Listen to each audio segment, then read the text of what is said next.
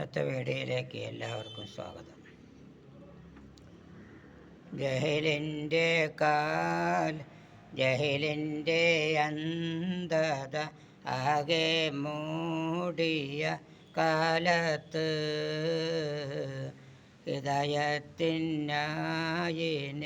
ബിയം വന്നു ഈ ലോകത്ത്.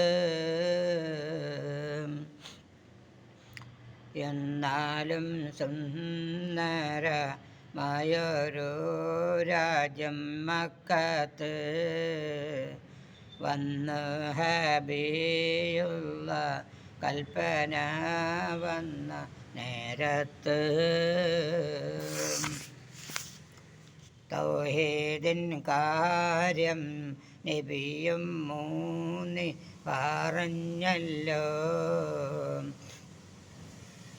ഇരുലോക നന്മയ്ക്ക് വേണ്ട കാര്യം പറഞ്ഞല്ലോ. സ്വനമുകളെ മുമ്പിൽ അമല് തീരെയും ചെയ്യല്ലേ. അവരോട് പ്രാർത്ഥന കൊണ്ട് അല്പവും ഗുണമില്ല. ഉപദേശമാകെയും പലരും തള്ളിക്കളഞ്ഞല്ലോ. നൂഹ് നബിയുടെ അനുഭവം തന്നെ വന്നല്ലോ. അതുവരെ സ്നേഹിച്ചോർ ശത്രുക്കളായി മാറിയേ. അല്ലാഹുവോടായി സങ്കടം നബി കോറിയേ. സമാധാന വാക്യങ്ങൾ ഖുർആനായിട്ട് വന്നല്ലോ. ക്ഷമിക്കാനായ റബ്ബിൻ കൽപ്പന നബിയിൽ വന്നല്ലോ. സൽബുദ്ധിയുള്ളോരം പലരും ദീനിലായി ചേർന്നല്ലോ. അവരിലായി ആദ്യത്തോർ അബൂബക്കർ എന്ന മുത്തല്ലോ. ജഹലിൻ്റെ അന്ധത ആകെ മൂടിയ കാലത്ത് ഹിദായത്തിനായി നബിയും വന്നു ഈ ലോകത്ത്. എന്നാലും സുന്ദരമായൊരു രാജ്യം മക്കത്ത് വന്നു നബിയുള്ള കൽപ്പന വന്ന നേരത്ത്.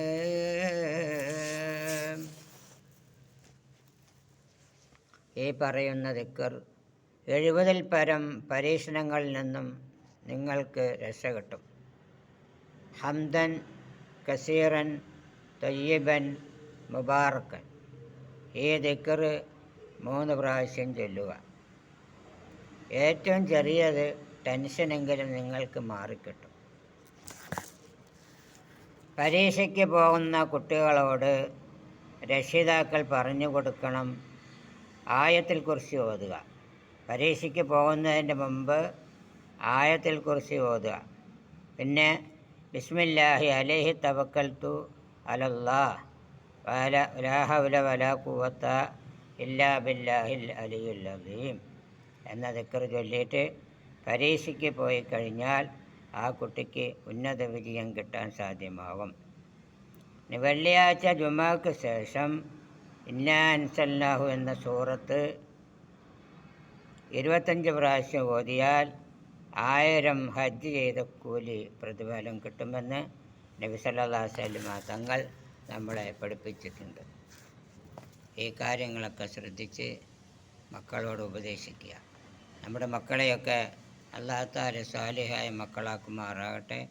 മക്കൾ മകനെ ഈലവും പരലവും അല്ലാഹു തആല വിജയത്തിലാക്കി തരുമാറാകട്ടെ. നമ്മുടെ കടങ്ങളൊക്കെ അല്ലാഹു തആല വീട്ടി തരുമാറാകട്ടെ. എല്ലാ പ്രശ്നങ്ങൾക്കും ശാശ്വതമായി പരിഹാരം കാണിച്ചു തരുമാറാകട്ടെ. വീഡിയോ ഇഷ്ടമായാൽ സബ്സ്ക്രൈബ് ചെയ്യുക, ഷെയർ ചെയ്യുക, കമൻറ്റ് ചെയ്യുക, ബെൽ ബട്ടൺ അമർത്തുക.